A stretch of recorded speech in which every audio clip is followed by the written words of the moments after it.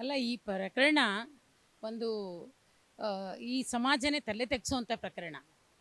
ಹೆಣ್ಮಕ್ಳು ಇವತ್ತು ಅವ್ರಿಗೆ ನಾವು ಅಧಿಕಾರ ಕೊಟ್ಟು ಅವ್ರ ಹತ್ರ ಕೆಲಸಕ್ಕೆ ಅಂತ ಹೋದಾಗ ಹೆಣ್ಮಕ್ಳನ್ನ ಬಳಸ್ಕೊಳ್ತಾ ಇರ್ತಕ್ಕಂಥ ರೀತಿ ಇದೆಯಲ್ಲ, ಇದು ಎಲ್ಲ ಇಡೀ ಮನುಕುಲವನ್ನೇ ತಲೆ ತೆಗ್ಸೋವಂಥ ಕೆಲಸ.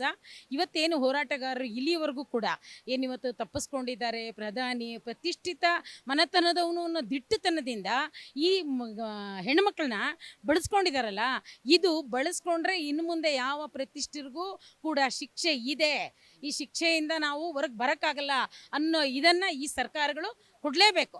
ಇಲ್ಲ ಅಂದರೆ ನಾವು ಪ್ರತಿಷ್ಠಿತರು, ದುಡ್ಡಿರೋರು, ನಾವು ಬದುಕು ಬರಲೋ ರಾಜಾರಷ್ಟಾಗಿ ಅಂತ ಹೇಳ್ತಾರಲ್ಲ, ನಿಜವಾಗೂ ನನಗನ್ನಿಸ್ತಾ ಇದೆ, ಏನಾದರೂ ಆಗಿದ್ರೆ ನಾವೊಂದು ಆ ಜಾಗದಲ್ಲಿದ್ದರೆ ಆತ್ಮಹತ್ಯೆ ಮಾಡ್ಕೊಂಡು ಸತ್ತೋಗ್ಬಿಡ್ತಿದ್ವೇನೋ.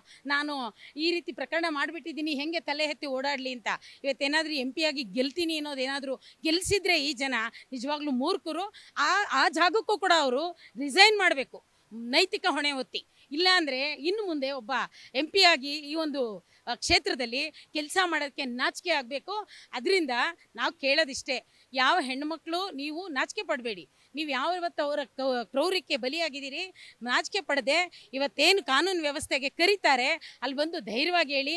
ನೀವು ಆ ಮನೆಯವ್ರು ಏನಿದ್ದೀರಿ, ಅಣ್ಣ ತಮ್ಮಂದಿರೋ ಅಕ್ಕಂದಿರೋ ಇಲ್ಲ ಗಂಡ ಫ್ಯಾಮಿಲಿ ಏನಿದ್ದೀರಿ, ಹೌದು ಇಂಥ ದೌರ್ಜನ್ಯಕರನ್ನು ಶಿಕ್ಷಿಸಬೇಕು ಅಂದರೆ ನಮ್ಮ ಮನೆಯವರು ಹೋಗಿ ಅಲ್ಲಿ ಹೇಳಬೇಕು, ಯಾವುದೇ ಒತ್ತಡಕ್ಕೆ ಮಣಿಬಾರ್ದು ಅನ್ನೋ ಇದನ್ನು ನೀವೆಲ್ಲರೂ ಕೂಡ ಬೆಳೆಸ್ಕೊಳ್ರಿ ಅಂತ ಈ ಮುಖಾಂತರ ಆ ಮನೆಯವರಿಗೆ, ಆ ಸಂತ್ರಸ್ತರಿಗೆ ಮತ್ತು ಈ ಕಾನೂನು ವ್ಯವಸ್ಥೆ ಏನು ಇವತ್ತು ಕೇಂದ್ರ ರಾಜ್ಯ ಸರ್ಕಾರಗಳ ವ್ಯವಸ್ಥೆ ಏನಿದೆ ಅವ್ರನ್ನ ಬಂಧಿಸಬೇಕು.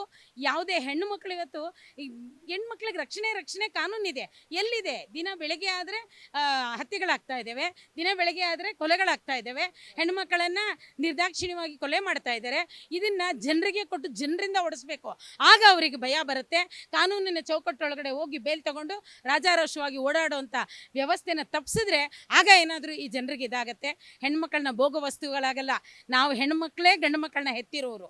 ಆ ಹೆತ್ತ ತಾಯಿ ತಂಗಿ ಎಲ್ಲರನ್ನೂ ಬಿಟ್ಟು ನೀನು ಏನು ಹೇಳ್ತಿದ್ಯೋ ಅದನ್ನೆಲ್ಲ ಚಿತ್ರೀಕರಿಸಿ ಇಟ್ಕೊಂಡಿದ್ದಕ್ಕೆ ಅವ್ನು ಯಾರೋ ಬಿಟ್ಟಿದ್ದಾನೆ. ಅವ್ನು ಬಿಟ್ಟವನಿಗೂ ಆಗಬೇಕು, ಮಾಡಿದವನಿಗೂ ಶಿಕ್ಷೆ ಆಗಬೇಕು. ಈ ಒಂದು ವ್ಯವಸ್ಥೆ ಇದೆಯಲ್ಲ, ಈ ಪಾಳೆಗಾರಿಕೆ ವ್ಯವಸ್ಥೆ, ದುಡ್ಡಿನ ಮದ, ಅಧಿಕಾರದ ಮದ ಇದೆಯಲ್ಲ, ಈ ಮದದಿಂದ ಏನೂ ನಡೆಯಲ್ಲ ಅನ್ನೋದು ಈ ಕಾನೂನು ತೋರ್ಪಡಿಸ್ಕೊಡ್ಬೇಕು ಅಂತ ಕೇಳ್ಕೊಂತೀನಿ. ಗ್ಯಾರಂಟಿ ನ್ಯೂಸ್, ಸುದ್ದಿ ಖಚಿತ, ನ್ಯಾಯ ನಿಶ್ಚಿತ.